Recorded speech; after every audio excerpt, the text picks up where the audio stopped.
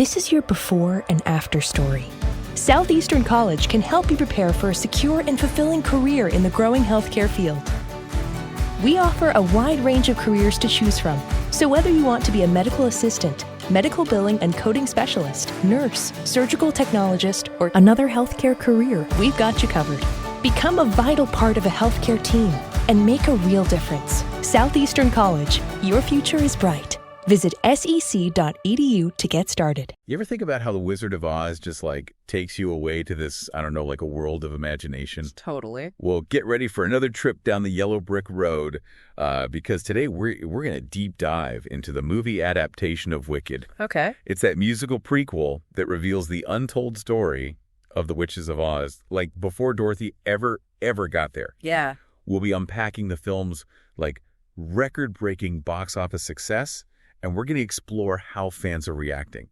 We'll also take a look at how the story reflects some of the bigger cultural trends of 2024. Yeah. You ready to defy gravity and journey to Oz with us? I am. What I think is really interesting about this particular movie is that Wicked doesn't just rehash a familiar story. Yeah. It flips the script. It asks us to question our assumptions about good and evil. And to consider who gets to decide those labels in the first place. Oh, for sure.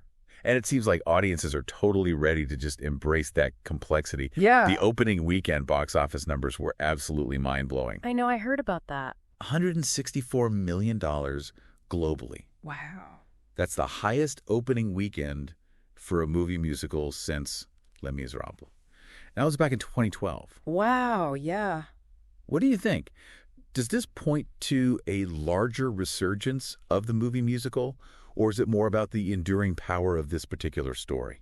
I think it's probably a bit of both, right? There's a certain magic to musicals. Yeah. That draws us in. The combination of the music, the storytelling, and the spectacle creates a really immersive experience. Yeah. But Wicked also taps into something a lot deeper. It gives us this world that we think we know. Yeah. We're familiar with it, but then it shows us a whole new perspective on it. Yeah. Challenging us to reconsider what we believe to be true.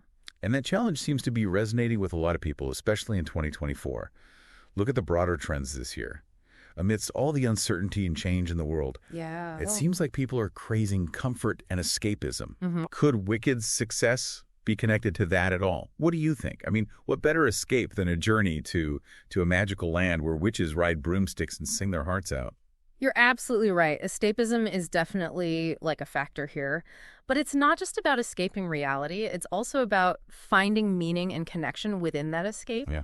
Wicked offers this world that is both fantastical and deeply relatable. Okay. It deals with themes of friendship, self-discovery, and the courage to challenge norms. Right? Yeah. Things that we all grapple with, regardless of whether we're in Oz or in the real world. Right. It makes you think about your own circle of friends, those relationships that have shaped you. Have you ever had a friendship that challenged your perceptions or helped you see the world in a new way?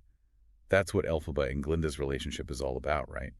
They start off as rivals, each representing opposing sides of a seemingly a black and white world. Right. But as their friendship deepens, the lines start to blur, and they begin to question everything they thought they knew. Exactly. And the way that their relationship unfolds on screen is simply captivating. Cynthia Erivo brings such raw intensity to Elphaba, capturing her struggle against prejudice and her determination to forge her own path. And Ariana Grande, she brings a surprising comedic flair to Glinda, reminding us that even the good witch has her own complexities and insecurities. It's a testament to both the actor's talent and the strength of the source material. And that complexity extends beyond the characters themselves. It seems like the way audiences are engaging with the film is also prompting some really, really interesting conversations. Some people are singing along, filming scenes, taking selfies. Basically, it's like they're treating the movie theater like their own personal stage. It makes me wonder if social media has blurred the lines between being a spectator and a participant. What do you think? Is it possible to be fully present in a shared experience like a movie while also feeling the need to document it for, the online world? That's such a fascinating question, and it's something that we're seeing play out across all sorts of cultural experiences, not just movies, right? It raises important questions about how we even define respect in these shared spaces. How do we balance our personal enjoyment with the experience of those around us? Yeah. There are no easy answers, but it's definitely a conversation worth having. Totally. And it's a conversation that Wicked itself seems to be sparking, whether intentionally or not. But before we go too far down that rabbit hole, Let's get back to the sheer magnitude of this film's success.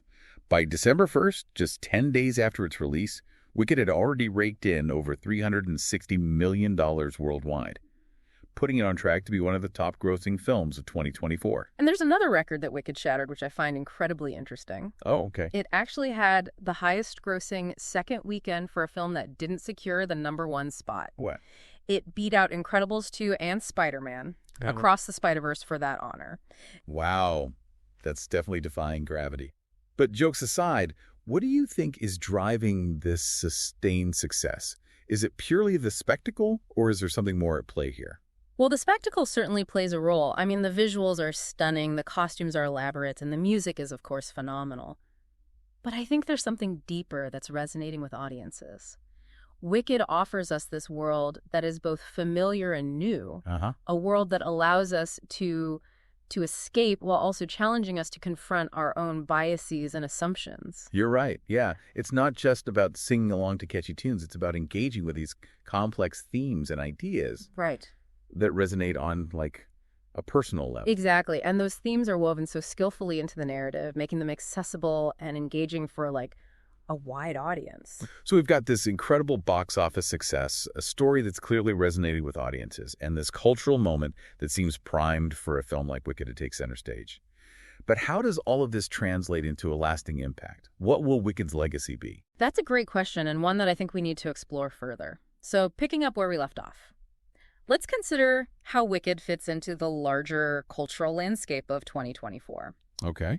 We've touched on how people seem to be craving escapism, but what's interesting to me is the kind of escapism that Wicked offers. It's not just about, like forgetting our troubles. Yeah. It's about exploring these, complex themes and emotions within, a fantastical setting. That makes me think about some of the other big fantasy films that have come out this year, right? Yeah. They all transport us to these different worlds, but Wicked seems to be doing something more. Like, it's not just about the spectacle.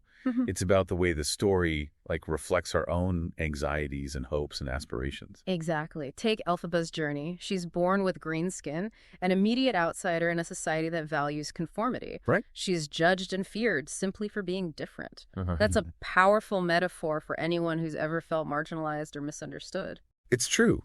You can't help but root for her as she challenges the status quo, refusing to be defined by the labels that others try to impose on her. Yeah. And it makes you think about the labels we encounter in our own lives, right? Yeah. The boxes people try to put us in based on our appearance, our beliefs, our circumstances. And what's so brilliant about Wicked is that it doesn't offer these, easy answers. It doesn't tell us who's good and who's bad.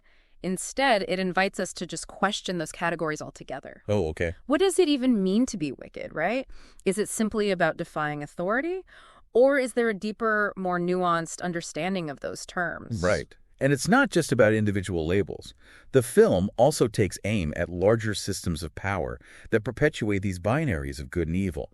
Think about the wizard, this seemingly benevolent figure who turns out to be quite manipulative and power-hungry. Yes.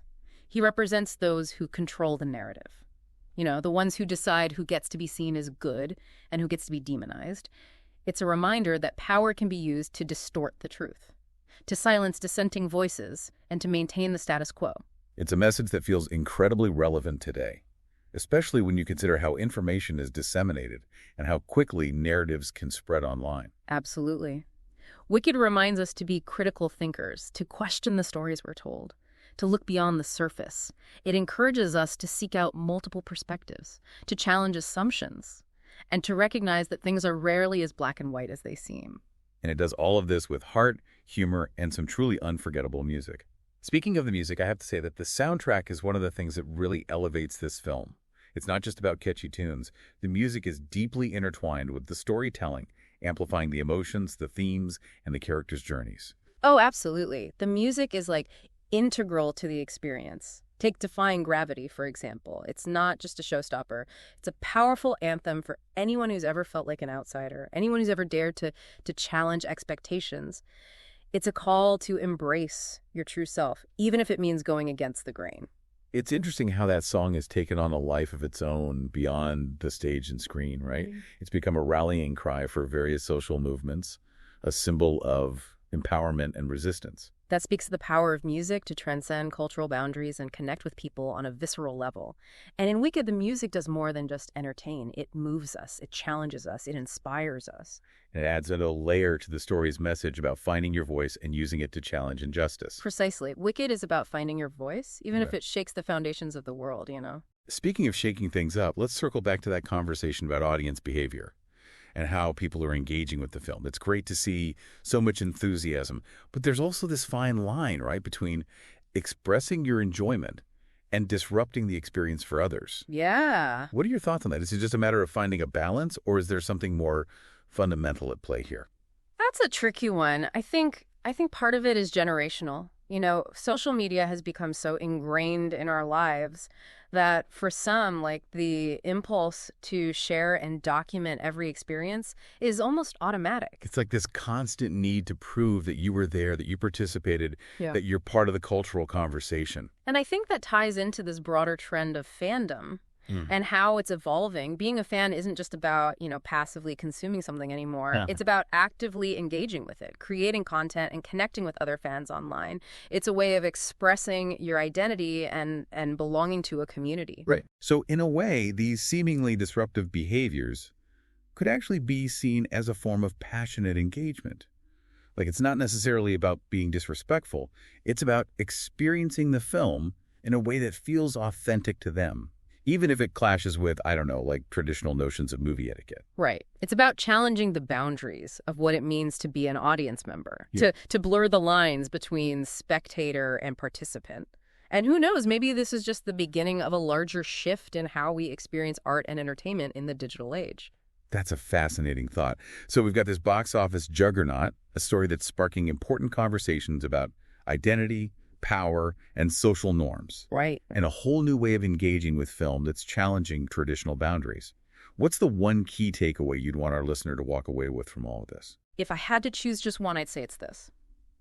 Wicked reminds us that the stories we tell ourselves, the labels we embrace, and the systems we uphold have a profound impact on how we see the world and our place in it.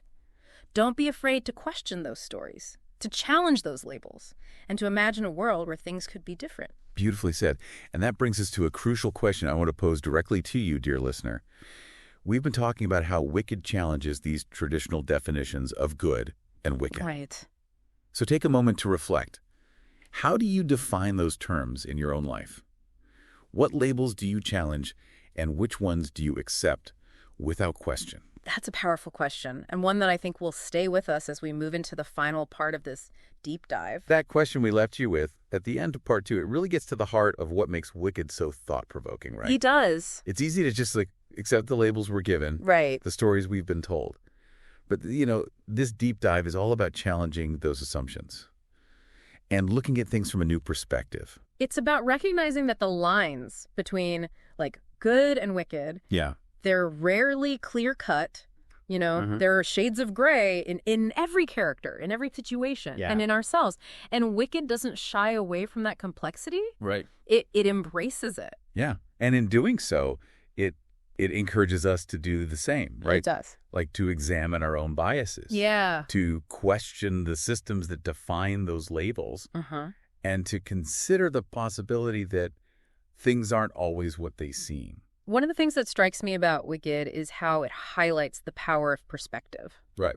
You know, we're so used to seeing the world from a certain point of view, in this case, like the traditional Wizard of Oz narrative, Right. that it's easy to forget that there are other ways of understanding the same events. And Wicked turns that traditional narrative on its head. It shows us the story from the Wicked Witch's perspective, Right. forcing us to reevaluate everything we thought we knew about good and evil, about heroes and villains. And it reminds us that history is often written by the victors. Right. You know, the stories we're told, the narratives we accept often reflect the biases and agendas of those in power. Oh, wow. Makes you wonder how many other stories have been silenced, how many perspectives have been marginalized. It's like those moments in the film where Elphaba is trying to explain herself to make people see her side of the story, but she's constantly being misunderstood, misrepresented, Yeah. and ultimately silenced. It's a powerful reminder that those in power often have the loudest voices, but that doesn't necessarily mean they have the truth. And it's a call to action for all of us. to be more critical of the information we consume, to seek out diverse perspectives, and to amplify the voices of those who are often marginalized or silenced. Right. It's about recognizing that there's always more to the story than what we're being told, and that it's our responsibility to dig deeper, to ask questions, and to challenge the status quo. Exactly. And that's what makes Wicked more than just like a fun escape. It's a story that stays with you long after the curtain falls, prompting you to reflect on your own beliefs, your own experiences, and your own role in shaping the world around you.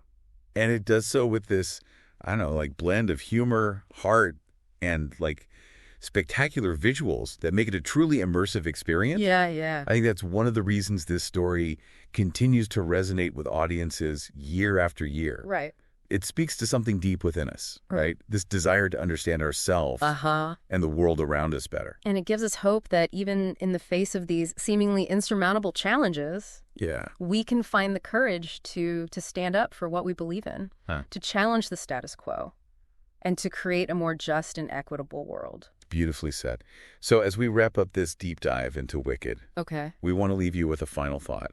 Something to just ponder as you go about your day. We've been talking a lot about labels. About how they can be limiting and how they can be challenged. But what about the labels we choose for ourselves? What stories do we tell ourselves about who we are and what we're capable of? That's a powerful question. Perhaps the most important label of all is the one that we give ourselves. And maybe, just maybe, Wicked reminds us that we have the power to rewrite that label, to redefine our own narratives and embrace the full complexity of who we are, good and wicked and everything in between. That's a perfect note to end on. So until next time, keep questioning, keep exploring, and keep defying those, limiting labels. And remember, there's a little bit of Elphaba in all of us, that spark of defiance, that yearning for something more, that courage to challenge the status quo and create a world that's a little bit more magical, a little bit more just, and a little bit more, wicked. Today is your lucky day. Today is the day that our $3 website works for you, paying you directly to your PayPal daily. Imagine $3 ongoing continuous payments to your PayPal account. Imagine falling asleep and waking up to $300 in your PayPal account. How would this make you feel? How could this help you? What bills could you pay? What kind of fun could you have? What does that retirement look like now? All for a one-time payment of $3. This website is DFY done for you, fully built and completely hosted, and never stops collecting payments for you. You have spent $3 on coffee on a regular, but that coffee won't help you create multiple streams of income. Click the link below.